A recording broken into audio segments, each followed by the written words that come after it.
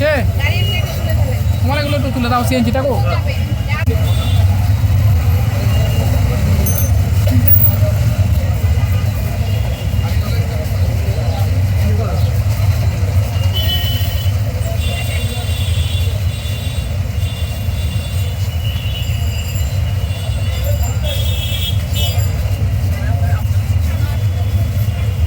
আমরা আমাদের অভিযানটা করতেছি। এখন সচেতনতা তো আসলে সবার জায়গা থেকেই আসা উচিত।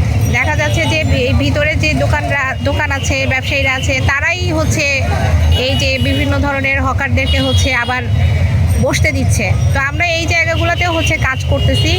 ইনশাল্লাহ আমরা শক্তভাবে পদক্ষেপ নিচ্ছি এবং ভবিষ্যতেও নেব। আমাদের কাজ আমরা চালিয়ে যাব। অভিযান আমাদের অব্যাহত আছে এবং থাকবে।